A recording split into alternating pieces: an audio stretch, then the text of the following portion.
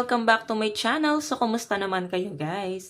Okay, so guys, bago tayo mag-start sa ating reading, gusto ko lang kayo guys pasalamatan sa walang sawang pagsubaybay sa ating pong mga reading. And kung kayo ay bago pa lang sa ating channel, ayan, or napadaan ka lang, no, mag-subscribe ka na rin. And sa mga nagtatanong kung paano magpa-private reading, ay iwan ko na lang po guys sa ating pong description box below, or pwede nyo ako guys i-direct message. Jade Tarot, no? Ayan. Message nyo na lang po ako, guys. So, ayan. Meron tayo, guys, dalawang card. Energy mo. Energy ni person. Okay? Tignan natin. Ano bang nararamdaman mo sa person mo? Ano bang nararamdaman sa person mo?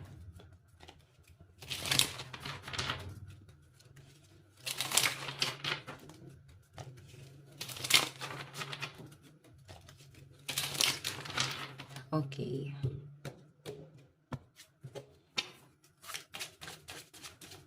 Nararamdaman mo sa person mo. Lagyan natin dyan, guys. Kung nababagalan kayo, guys, sa ating pag-shuffle, ay pwede nyo na, guys, skip yung ating video. What I mean, yung ano lang, yung intro. Talagang hindi na pinanood mo. Skip mo. Okay, skip nyo na lang, guys, itong ating pag-shuffle. So, tignan natin, guys. Energy mo naman. At I mean, energy ng person mo. Sorry naman. Ayan, ulit na ako. Energy ni person. Anong nararamdaman ni person mo sa'yo? Nararamdaman ni person mo sa'yo. Nararamdaman ni person sa'yo.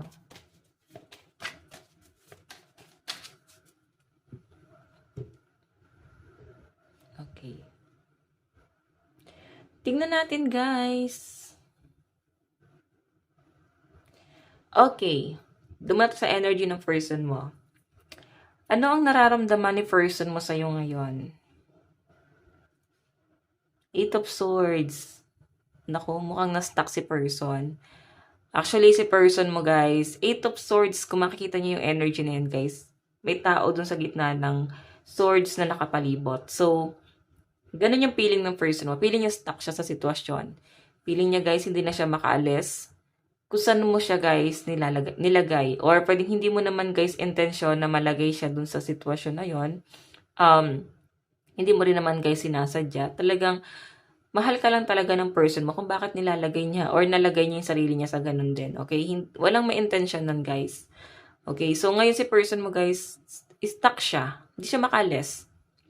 Tingnan natin. Mahal ka niya eh. Ayun yung nararamdaman niya sa'yo, guys. Feeling niya, iniwan mo siya or inabandonan mo siya or feeling niya, guys, sinasaktan mo siya. Kung kayo paano, feeling niya sinasaktan mo siya. Hinahayaan mo siyang magkaganito. Okay, alam mo yon, hinahanap niya kasi, guys, yung ano eh, yung worth niya. Kakahanap niya, ayan, di ba? Parang ikaw, ayan, nag-iinarte ka pa kasi, sana hindi na lang, di ba? Nalagay ka pa tuloy dyan, parang ganon. Kasi person mo, parang bata yung energy, parang, sorry na, B, hindi na, B. Oh. Patawarin mo na ako, B. Kung may conflict man kayo, guys, ngayon, kung may pagtatalo man kayo, or may tampuhan kayo, ayan, nagmamakaawa si person, or gusto niya magmakaawa, no? Kasi nakastuck siya rito. Tignan natin, guys, paano ka ba niya tignan ngayon?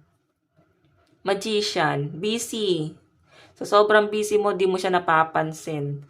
So, sobrang busy mo, para bang itsapuera siya. Parang dyan ka nga muna. Focus muna ako sa goal ko. Kulit mo eh. Alam mo yan, guys. Siguro, di mo naman din talaga intention. Ayusin ko lang, guys, tong ating camera. Ayan, so hindi nyo naman, guys, intention, no? Kasi sobrang, ano kay, masyado kang workaholic, no? Sobrang sipag and sobrang madiskarte. Lahat ng diskarte ata ginagawa mo kasi nakikita ka niya na someone na sobrang sipag. And magician kasi, guys, manipulative, no? Ayan, oh. Aminin mo na, pwedeng may mga sama ka ng loob. And parang gaslighting, guys. Siguro ginagaslight mo si person. Oh, si person mo naman nahuhulog sa patibong na, o nga, no, baka nga kasalanan ko talaga. So, I think, kung may pagtatalo man sa inyo, guys, parang ibabato mo sa person mo pabalik kung bakit nangyayari sa'yo ngayon yan. Okay? Kasi magician, guys, manipulative eh. So, tinitignan ka niya bilang, someone ngayon na Hindi siya aware na minamanipula mo siya. Ang tinitingnan niya lang dito is parang may kasalanan ka siguro.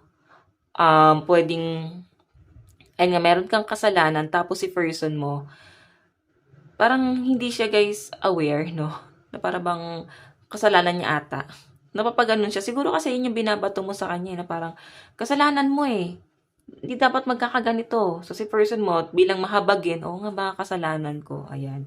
May naamoy pa akong pabango. Siguro may nagpabango. Actually, kanina ko pa naamoy. Parang may nagpisik ng pabango. So, mabango siya, no? In fairness. So, ayan. Tignan natin, guys. Ano yung magiging action ni person mo ngayon? Six of Wands, liligawan ka, susuyuin ka, magkakadara pa, guys, 'di ba? Pabalik sa iyo, nagkakadara pa. Parang bata na iniwan, no? So, bagay pala talaga sa kanya yung card na to. Yan, no? Parang inagawan ng lollipop. Ganun yung energy ni person. So, Six of Wands kasi, guys, para bang nasa likod mo lang daw siya, susuportahan ka niya, alam niya na maraming opportunities sa'yo, alam niya na maraming na-attract sa inyo, and sa pinapakita sa akin, guys, si person mo, support lang siya, nasa likod lang siya, hindi siya yung tipo ng tao na para bang mahilig mag-demand, pero, yun nga, hindi nga siya mahilig mag-demand, hindi rin siya, guys, ganun ka-showy. Siguro hinahanapan mo siya, guys, ng ano ng kina-question mo siguro siya, para bang worth it pa ba tong relationship na to? Hindi niya, guys, gano'n namamalayan, parang manhid yung person mo. Ang nararamdaman niya lang dito, guys, ini-stack mo siya. Ayan, siya yung nasasaktan.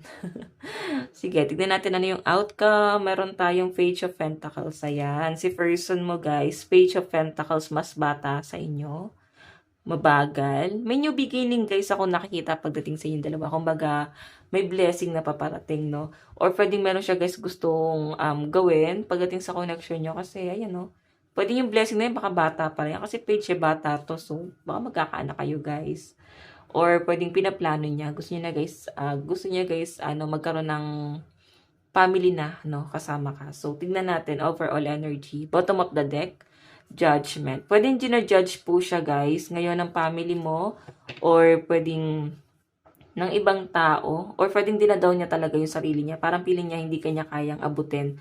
Kasi may judgments. Or pwede naman, guys, na masakit ka magsalita. Pwedeng napagsabihan mo siya ng hindi mo sinasadya. Kasi nga, guys, nagpadala ka rin, guys, sa sa bugso ng sa bugso ng damdamin, guys, no? Kasi may judgment, tapos may 5 of Wands. So, I think yung ginagawa mo sa person mo, parang deserve niyang mahirapan. Kasi pwede may ginawa siya rito, guys, na nasaktan ka rin talaga, as in. Okay, lalo naman hindi yung person mo, oh. Ngayon, guys, kung matagal na kayong hiwalay nito, pwedeng ngayon niya, guys, nare-realize lahat. Pero kung kayo naman, guys, ay nagsasama pa rin, parang di niya pala kaya, no? Siguro ikaw yung lagi nangungulit sa kanya. Ngayon parang naninibago siya. Pwedeng no-contact kayo. Hindi mo siya gano'ng pinapansin kasi masakit nga sa'yo yung mga nangyari. Okay, so sa side ni person, malakas po ang air sign Aquarius, Gemini, Libra, Aries, Leo, Sagittarius, Capricorn, Taurus, Virgo. Okay, ayan yung energy. Tingnan pa natin, guys. Sa side mo, okay, ba't ko kinuha? Sa side mo, tingnan natin. Ano yung nararamdaman mo sa person mo ngayon? Six of Swords, inabandon na ka, iniwan ka.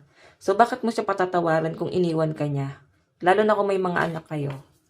Yung iba naman sa inyo, guys, kung hindi ka naman iniwan ni person mo, pwedeng nakikita mo naman na talagang nagmalasakit siya, yan, no? Kasi nagbabangka siya, eh. Nakaupo kayo doon, sobra yung disappointment.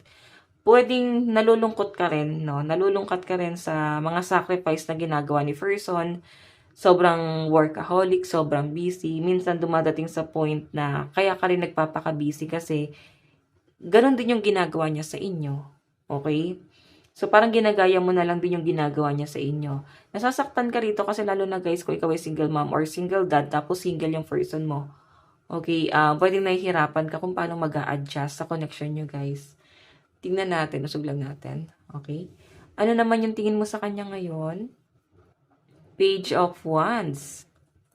So, si Page of Wands, Page of Wands is someone na para bang may travel, pwedeng nasa malayo, nasa biyahe, or nasa abroad. Okay? Sinusubok talaga kayo guys ng panahon kasi nandiyan yung mga bundok oh. So yung bundok kasi guys parang ang ibig sabihin din nito ay struggle. Pwede ang struggle nyo ngayon is yung distansya. Ayan. So parang kailangan niyang i-sacrifice yung lahat, pangungulila, kailangan niya i-sacrifice kasi para yun sa inyo. Okay? And ngayon, wala kayong communication kasi parehas kayong busy pala. Tignan naman natin guys, ano naman ang inyong action. Seven of Swords. Seven of Swords.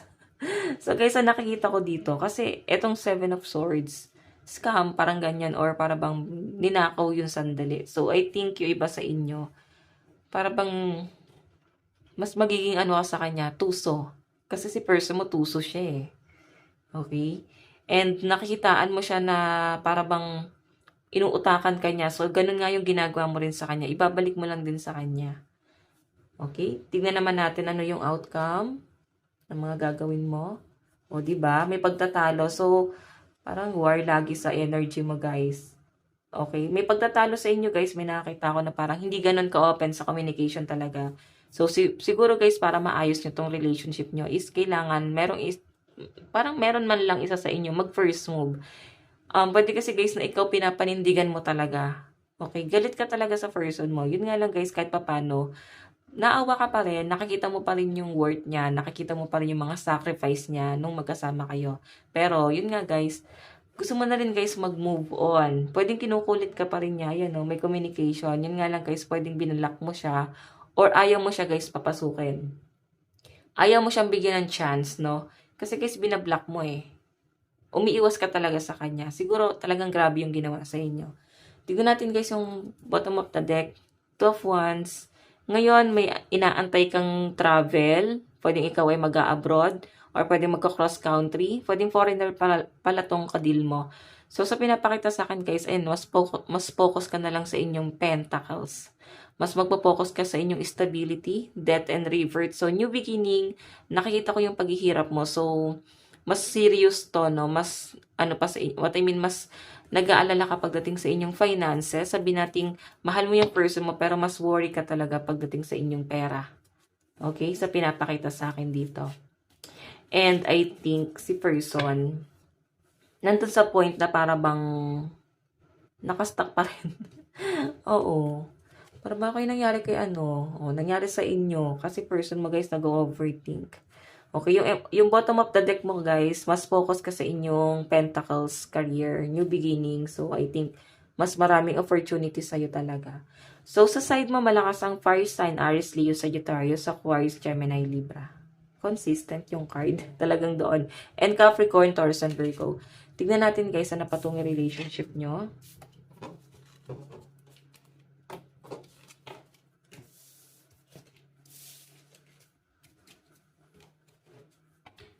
Okay.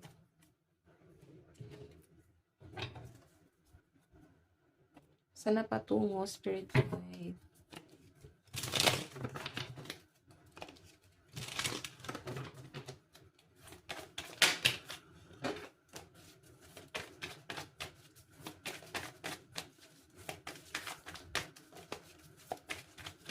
Meron po tayong friendship. Okay, yung iba sa inyo guys, oh my God. Baka naman kaibigan mo to, wala kayong label. O, yung iba sa inyo guys, third wheel. Oh my God. May nakikita akong bridge. Pwedeng tumutulay, tapos yung bridge yung nafo-fall. Or pwede naman yung iba dito guys. Pwedeng, kaya may friendship kasi kaibigan mo siguro siya. Classmate, barkada, schoolmate. Ay, nagsimula daw kayo sa pagiging magkaibigan eh. Or pwedeng mas pipiliin nyo na ganito, maging friend. Parang okay na yun, patawarin na natin ang isa't isa. Maging magkaibigan na lang tayo. Oh my God, tignan natin ang lalim nun guys ha. Saan na patungo? Luck, o diba? So guys, ang pinapakita sa akin dito, kumbaga magiging magkaibigan kayo hanggang sa madidiscover nyo na mahal nyo pa pala yung isa't isa. Or kung magkaibigan pa kayo guys at nagkakaroon kayo ng parang friends with benefits. May nakikita ako guys, parang malapit ka sa dagat. O parang, hindi, alam kong common guys, pero kanina ko pa naisip yung Pangasinan. Malapit sa, palengke. Ganon. Tapos may mga dried fish. Siguro nandyan ka ngayon sa lugar na yan. Okay, so kaya na nga balik tayo sa topic guys, no?